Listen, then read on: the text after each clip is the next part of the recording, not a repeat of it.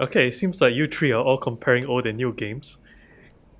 Actually, they Seems are like Joel really appreciates the learning curve needed to succeed in the game, and the three of you seems to be having a common ground in modern games being to not having true freedom to do what you want. When you guys talked about like GTA and comparing it to But I think Casey's no. I games think where it's it's too like they safe. can repackage it and make it fun. Like for me itself, I always thought that Yakuza is fun. That Yeah, yeah. yeah, Yakuza is fun. it's like it's really truly like they love the developers love the franchise. So you just go in, although you are exploring the same city, but you are having fun in your karaoke session, playing mahjong, all this kind of stuff. It's like it's fun. Yeah, but however, like when it comes to other brands of games itself, it's not the same. You don't get the same feeling that you used to like. It's just like the same thing. It's like Assassin's Creed. Like I go back to Assassin's Creed because it's the most game. It's the game that gets thrown out every single year. Ah, Yeah. Casey, do you have in your opinion, a perfect game? Like just to you. Okay. Back then I thought Last of Us is fun. Oh. Last of Us is good. Yeah. But I mean, as more games starts to go, Last of Us kind of like went a bit bad. But yeah, I mean, I do play a bit too much games really to actually come to a comparison. But even so, I was like the fact that I like it, but I can't say it's number one because there's this other game that's actually better. Yeah. Okay, it feels like I'm trying to ask you like who do you treasure the most, and you just said like I got so many girls around me. I don't know who to Yeah, too many choose. options. Third options, yes. Too many many options. options. Problem again. I mean, it's true. You look at the What do you game call library. embarrassment of riches? Yeah, I got a lot of embarrassment of riches. Yes, but there's no. It's true. There's too much games on the market. I mean, if you go to like the PlayStation store, you see a lot of games. Yeah, indie, all this kind of stuff, or like this kind of like AAA games. There is a lot. So it's like, I'd say a game that you really like. I mean, you can actually put a lot in the same category also. Yeah.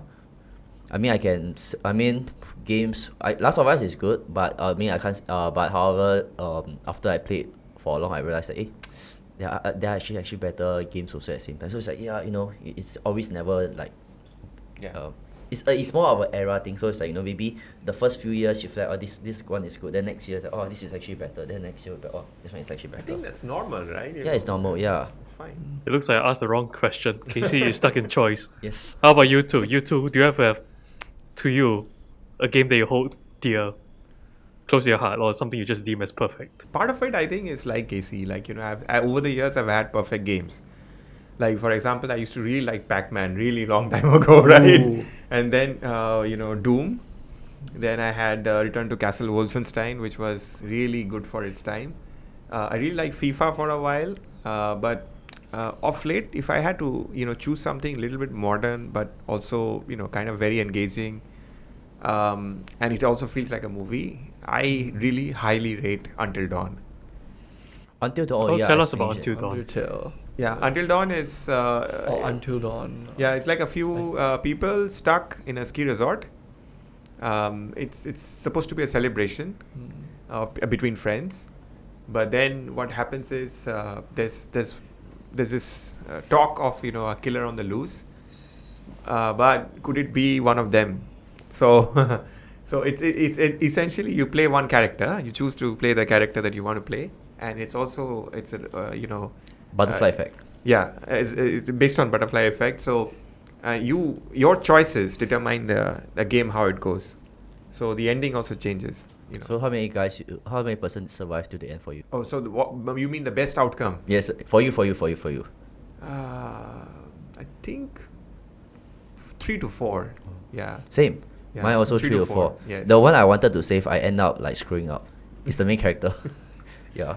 Yeah. Rami Malek was also in it. Yeah, Rami Malek was in it. Yeah. What was the grip for you for this game? Was it the It really runs mystery, like a or movie. was it just Yeah. the high tension? Mystery, high tension, intrigue, suspense.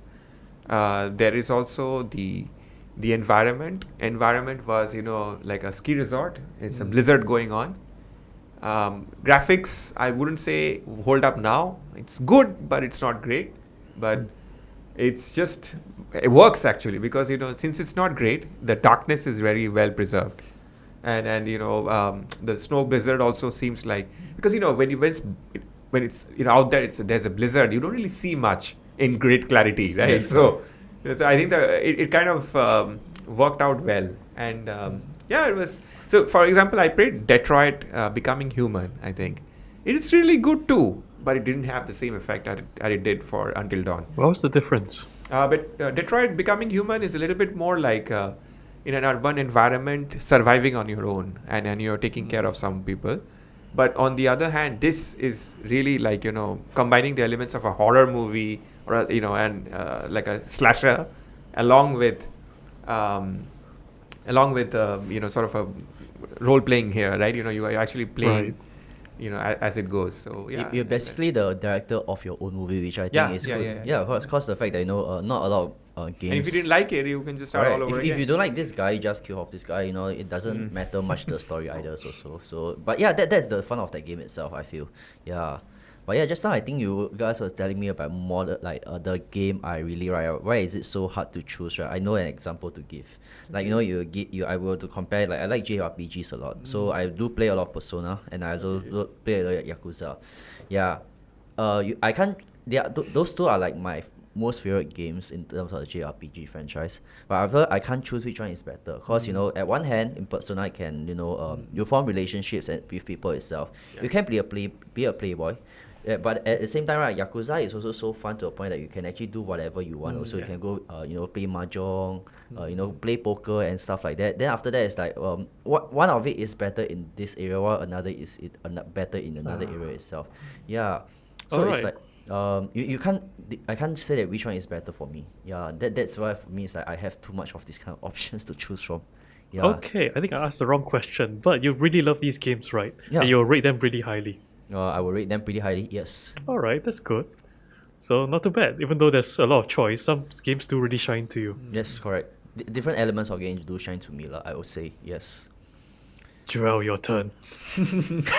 Okay, so for me, the games that actually stood out to me are not modern games actually. I think like the game that I hold most dear to my heart is something that I played back in primary 1, and it's a game that is very high action for a primary 1 kid to play. It is the Transformers Fall and War of Cybertron series. And yeah, they are That's very old. It's a very old game, yes. I remember that game. Remember it, yeah, but yeah. I think I hold it really close to heart, because those were the first official, I would say, big games that I've ever played in my life. Oh. And like, yeah, I just sit through every day before school to play it. Okay, so for context, my school was afternoon class. Yeah, and then in the morning I'll wake up early just to play like 4 hours of it. Wow. That sounds Afternoon nice. class? Yeah. So my primary school, for some reason, primary 1 to primary 3, it was, I think classes start at 1 to 6. What the hell? Yeah. Why don't we don't have this option back in the day? I don't know. But my school was like that. Sounds like a great idea. That's a perfect idea. Yeah, I can sleep late. I don't have to wake up at 7. But yes, Exactly. continue. Yes. Okay, so I'll wake up at like 8. I'll play until like 12. Wow. Okay, 11 plus around there. Yeah, I think like what engaged me so much was because back then, like, Transformers as a whole had a very like deep rooted lore that wasn't executed well in the movies or in any other, or not portrayed seriously or in a dark tone as compared to like other like or other series within its like within Transformers itself lah.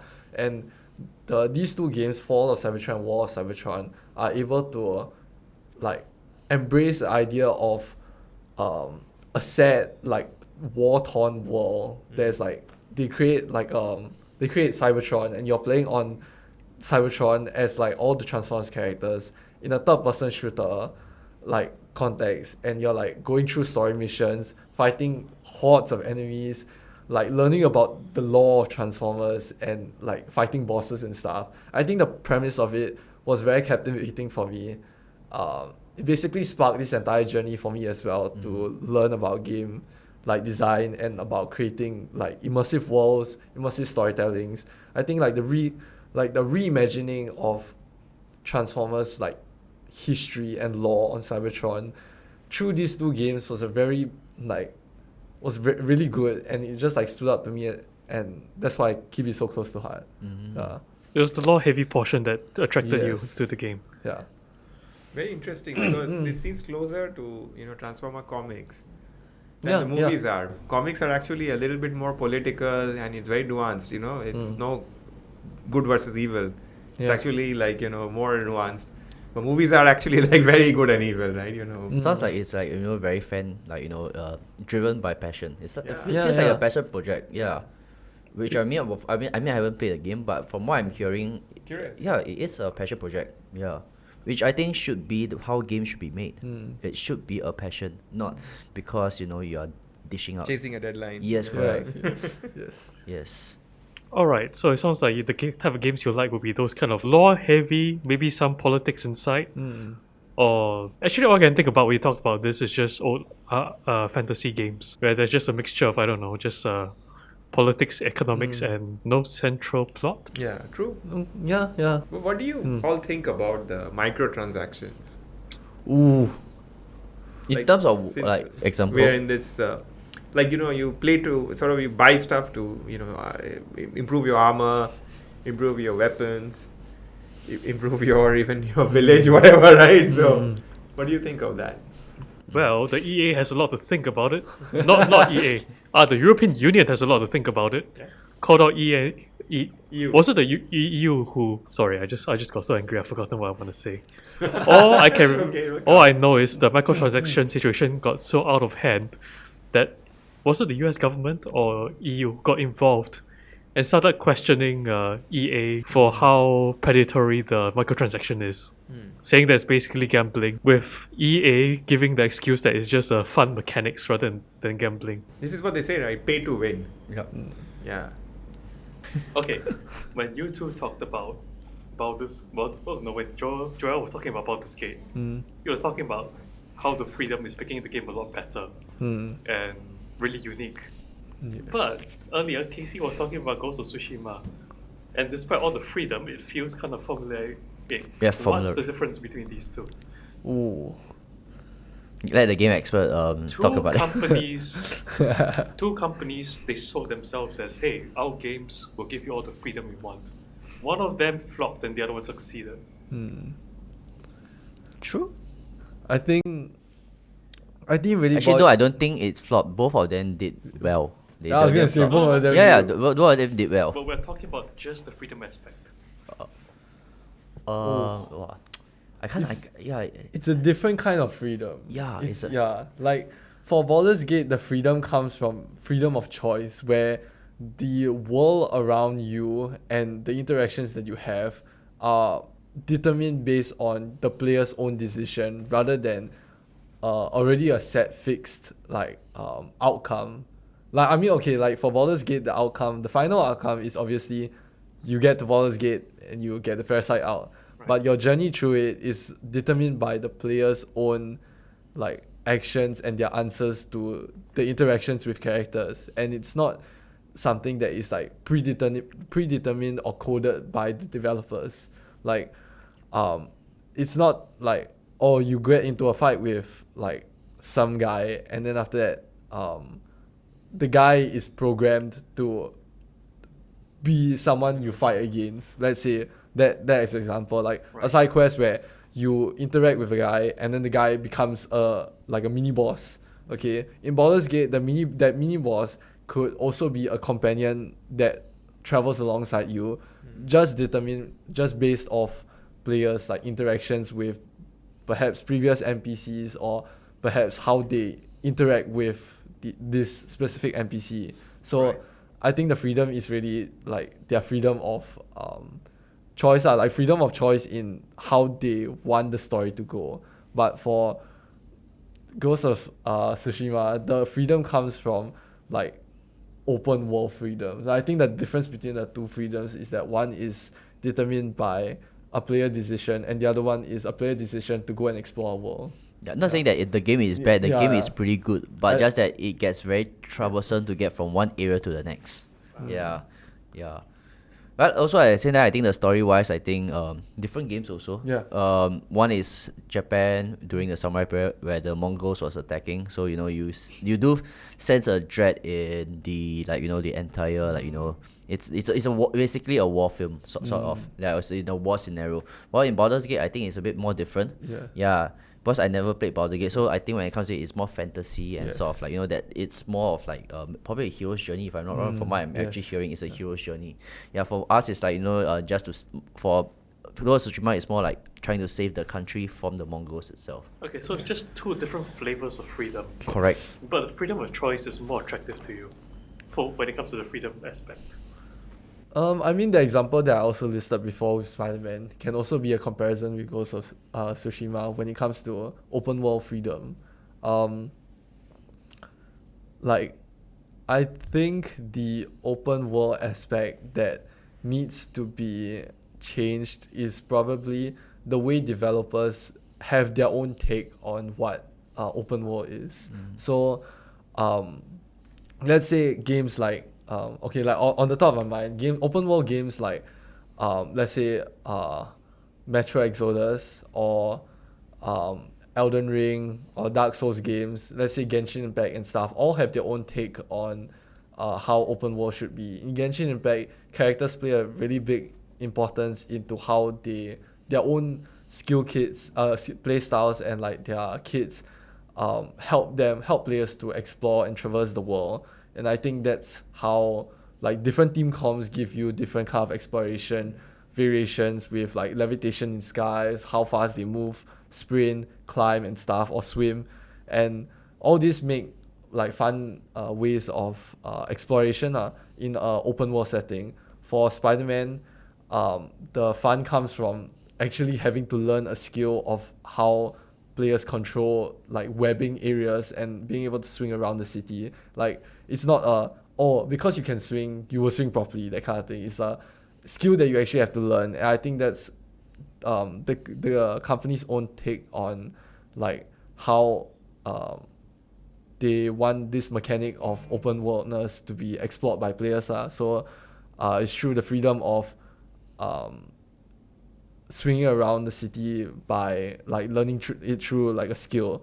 And for games like Elden Ring and stuff, their open world aspect comes from being able to just get lost in the world, but also knowing that at any point of time you can get into an encounter with a higher enemy at any point of time that you're really under level against, and it just proves a challenge to them. So each kind of game has their own take on what an open world like exploration way should be.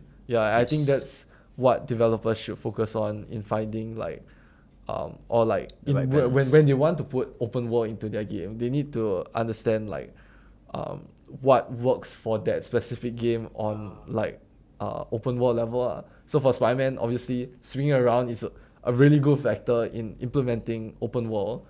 For Genshin Impact, the characters in gacha games, how they intrigue players to pull for their own new characters is by giving value to exploration through traversal and stuff. For Elden Ring, it comes through the fact that you're always like the game is always challenging you through open world challenges when you just run into a random encounter and stuff, and it's not going to be boring because of the way the game is just centered, the structure around different builds, different like however the player wants to play it. You could be overpowered as heck, you could be under level as hell, and you could just run into the same enemies on the open level and open world like game and like have a different experience every time accordingly. True. Okay, so there are many different flavors of Yes. freedom. Okay, I got something to say, but RB, at this, considering how there's so much many different choices now in games, maybe too many choice. What's your take on freedom? Freedom. Yeah, we have been talking about freedom, but I forgot to ask you about it. I think it is, as I was pointing out, it's a complete, in the past, a complete break from it. Like, we didn't have that freedom. And even if the games allowed it, they're usually detrimental to their Punished. gameplay. You get punished for it. So now I think it's we've come to that point in the evolution where if you don't have a game with too much of freedom, then people would not, I think, enjoy it unless it's cheap and it's just genuinely enjoyed for its short nature. Like, you just have an outcome and then you're done. There are some horror games that I have played. These are, I think, indie games. I can't be sure because I don't remember the developer. But, they are very simple. Like, you have a dark room or a dark house and you just need to escape. Those are essentially giving you a freedom, of course. You have the freedom to move around the house. But still, it's a closed room or closed building structure, right? You don't have the map to explore. And you still have an objective. You need to come out alive. Right? So I think there can be games without allowing too much of freedom. I don't think it's necessary or essential. But at the same time, if you are willing to make a game that impacts a lot of people, has a lot of playability across years, I think you need a bit of freedom. Otherwise, people would lose interest because the gaming world is so much more massive now. There's even like a game, I think, coming out. There's a game coming out probably every day.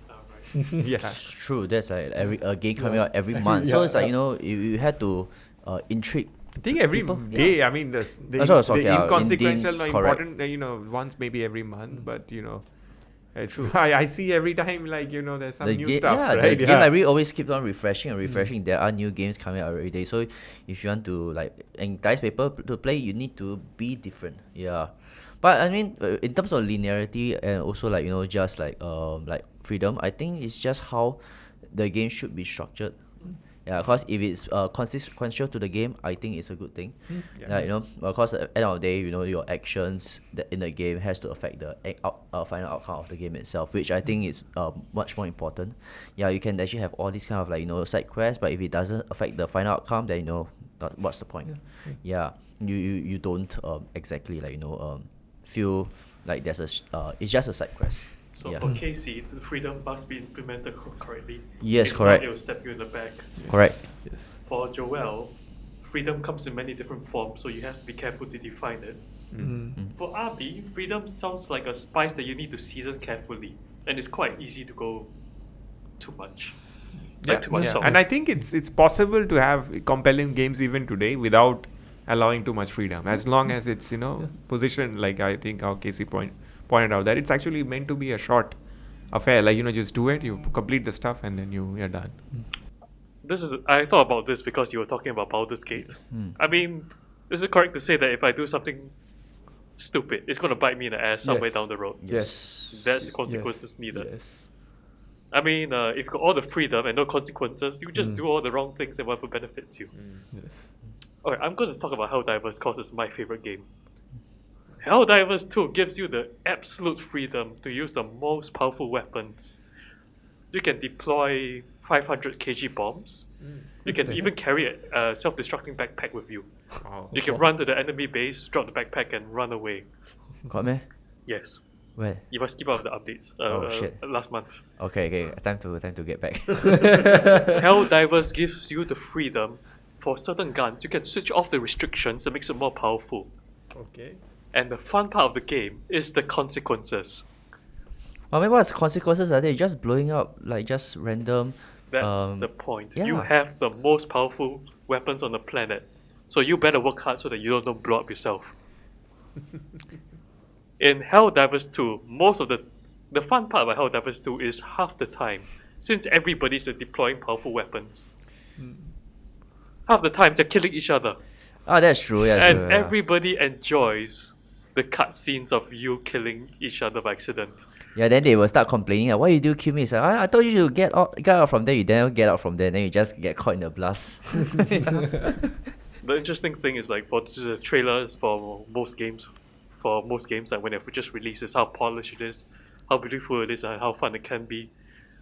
The first trailer of Helldivers 2 is showing you, wow, we got all these big weapons. Be careful, don't kill yourself. And then when the game first came out, everybody was just laughing about how absurd everything was. I think it's because of the consequences that make this game, I don't know, a cut above the rest. Not gonna lie, I think that game is quite fun. Just like, even if, I mean, I stopped playing because of rivals like usual. But yes, back then I do spend hours and hours on it itself. Yeah, really really fun, and a kind of formula for the rest also lah. Cause you can play with friends. I think the more you'll continue to play the game itself. Yeah, if you are playing alone, there's so much stuff you can only do alone. Yeah. So that's my take on freedom. Well, that's my take. I mean, for my like what I said, I think when it comes to freedom, that's I mean, to be honest, games itself has to be flexible and also have to be like straightforward or what they really wanted to deliver. Also, not because because the market wants it towards this direction. That they deliver based on what the market needs, but not what they want right for the game itself. Because I think it's much more interesting when it really comes from the individual, like the developers instead of like because like, they want open world, so we just give you an open world where you can explore whatever you want. Yeah. But however, right, it does not fit the overall narrative of why you're actually doing all this kind of stuff itself. Yeah. So yeah, I think one example is like Persona, the series itself, which I think is very nice because you are given 1 year of timing itself, where every day itself you are meeting new characters and forming bonds with all these characters itself, and as times goes by your forms get deeper and deeper, so you unlock the like the personas, plus the fact that you need to make bonds with them so they can form like higher personas or stuff like that. So it makes sense to the overall story itself, but which I think is like for me I really like, cause end of the day you are working towards something in the end. That to create like maybe the ultimate persona to fight this or whatever. It leads towards somewhere, which like some games, they don't have it. Ghost of Tsushima is one. I don't see how helping people right with their stuff right does actually like help me in my fight against the Mongols. Yeah, but I haven't finished the game yet, so I might change my stance later on. I think a key point is to check memory. Huh? Like Red Dead Redemption, if you keep helping out people, and these are NPCs essentially, right? Yes. If the memory isn't there, then some of the games need to build in that memory that NPCs remember you and then they'll help you out. If that memory piece is missing, then it actually doesn't help. Like whatever you're doing is just Yeah, once again, back to the consequences thing. yeah, Yes. yeah, of course. But it's also like how the game has been designed. If the the NPCs are designed to forget, then there's not much point in helping out people. True. That's why it's better GTA. You just kill everyone. Then no consequences. No consequences. GTA I nothing don't else. think has any concept of memory. Yes, correct. It's just it's all programmed to be just this limited interaction. When they are close to you, there's some sort of proximity sensor. If they're close to you, they talk to you. That's it. Yes. That's all they can do. Okay, but I think GTA is pretty aware of this, so they know, okay, we can't do consequences, so we'll lean towards absurdity. Well, I think a new GTA is coming out or come out already. I haven't yet. No, Six is no. six, no way. Yeah. When Yeah. GTA 6 come out, Casey's gonna take leave from work. I couldn't. Buy Marvel Rivals. Yes, buy Marvel Rivals. So I mean, I don't know like how that would be. The previous GTAs that I'm familiar with, had no concept of memory. But True. now it could be different. Could be different. Yeah. The game industry is always evolving. Yes, as it should be. Yes. Okay, so let me ask you guys, since we talk so much about, I guess, kind of modern games and retro, I would say retro games, but games you hold dear about 10 to 15 years ago. So, you guys, this question kind of started from Casey's idea, if modern games are slops. Yeah. I still think that modern games are sloppy. I'm playing the same thing. But I think that as games goes by, I think that there are some games that will stand out one way or another. Yeah, but however, it's just like I feel that a lot of games does not have any form of it's not like developer driven. So the developers are really into the thing that they really want to create the story that they want to tell. Not really there. Yeah, especially in this day of age itself, can't really feel it. Yeah, the last one I felt was Wukong, which I really see that it does actually have this really that how to say, the story really is what the story that they wanted to tell itself. After that, not exactly much anymore already. Yeah, maybe Monster Hunter Wars, maybe one, but I haven't played that game because it's too expensive, $120. Dude, yeah, no way, man. Yeah. But yes, just I feel that there isn't that. I think also I how is it's just a very how do I call it, a very tricky question to actually tackle also, because end of the day, right, there are a lot of factors when it comes to this also, like when it comes to like games, because developers have worked together with big corporations, and then they have the timeline, then you and timeline when how much can you like put creativity into it, because you know people are throwing money to fund your games itself, so it does actually like affect everything. So that's why it's not like just one single thing itself, it's actually a multitude of like a lot of problems within. Yeah. Well, but I mean that's what I think. That's what I think. But it sounds like mostly leaning towards the slop. Yes, learning towards the slot itself. Joel? So what's the question again? Like Modern games, do you see it more as slop, or do you think it's getting better? Okay, I think overall, game developers, game devs, y'all hear this. We need a buck up. Like, I think the core idea of what a good game should be really boils down to whether the developers understand what the audience or what their target audience is, like who they are, and like what kind of game they specifically want to make. For that specific project. Like they really need to, like developers in general probably have to just understand their audience and understand what makes that specific genre or specific type of game good and what works for that, and just build their own like idea around that, that initial foundation, but also not completely follow it, to have their own take on it, and to be able to just explore that, to not be afraid to explore like further, and just take that bold step across. Like I think that's really what game developers should strive to do now. As to your question, whether they are slops or not, there are a lot of good games now, I do agree, but I also do stand that a lot of the games that I reference in from my own game projects during school really stem from games that come from the past. A lot of games that come from the past. I think they are really a good reference point, and back then developers with their limited resources know exactly what they wanted, or like how to manage the project and what they wanted out of it to reach to their target audience. Yeah. Thank you everyone for attending our TED Talk. We shall end our episode here. And thanks to our special guest, Joel, for joining us. Should join us more. Yes, correct. Sure. Wait. What wait?